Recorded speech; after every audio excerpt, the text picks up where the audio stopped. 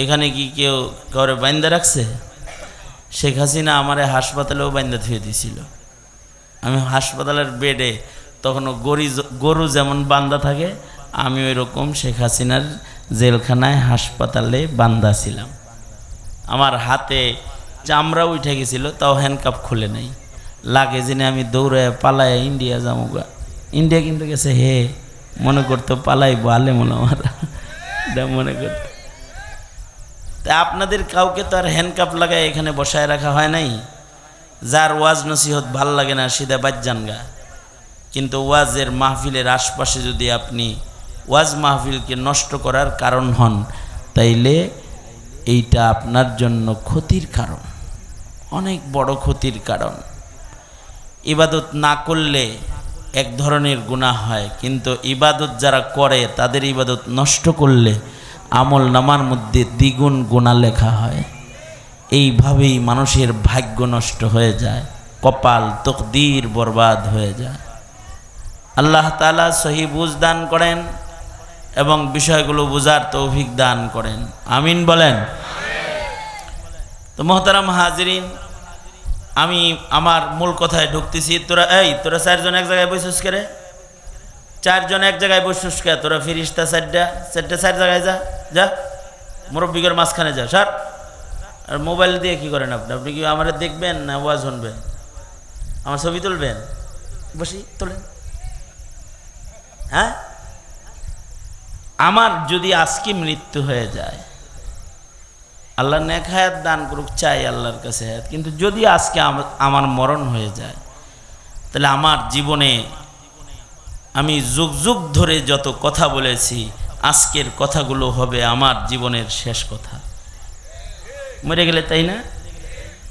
তাই আমি চাই আমার শেষ কথাগুলো যেন আপনাদেরকে বুঝায়া যাইতে পারি। যদি মরে যাই, এই কথাগুলো যেন আমার নাজাতের উসিলা হয়, আপনাদের স্মরণ থাকে, আপনারা আমল করেন। এ কারণে আপনাদেরকে মনোযোগী করার এত পেরেশানি আমার। কারণ আমার তো শারীরিকভাবে আমি অসুস্থ, দুর্বল।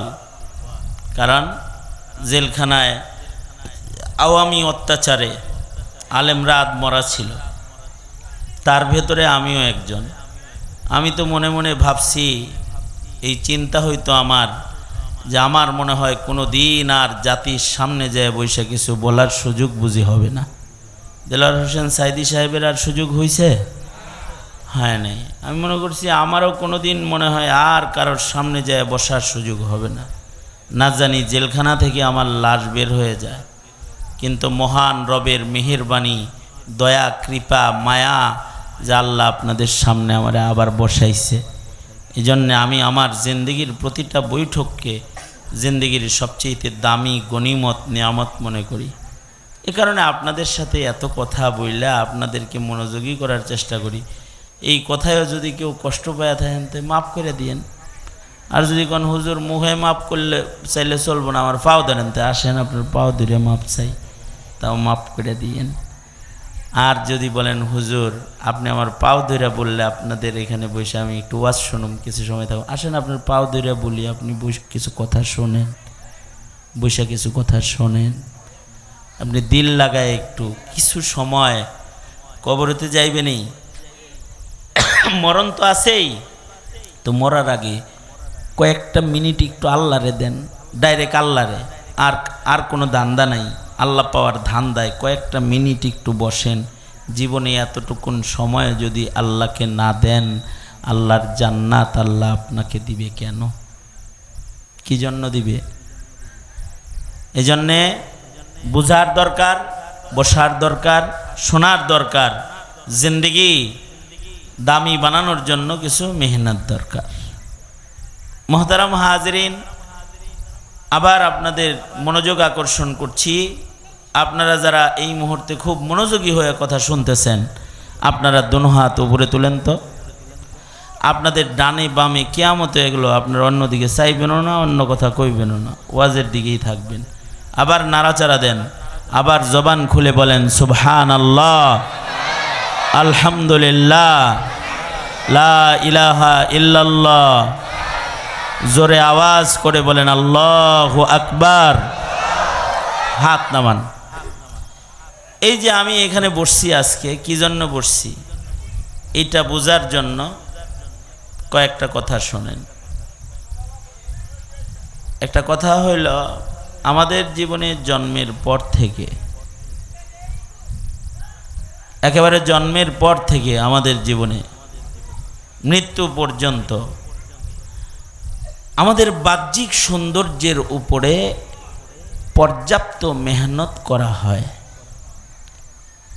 একটা বাচ্চা জন্ম নেওয়ার সাথে সাথে তার দাদি নানিরা এই মেহনত খালারা শুরু করে দেয়।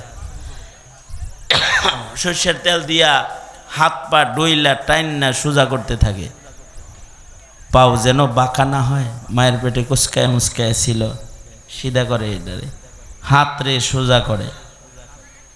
সর্ষের তেল দিয়া নাক টানে যেন এটা বুসা না হয়। এই টানাটানির জাতার চোটে বাচ্চা কান্দে।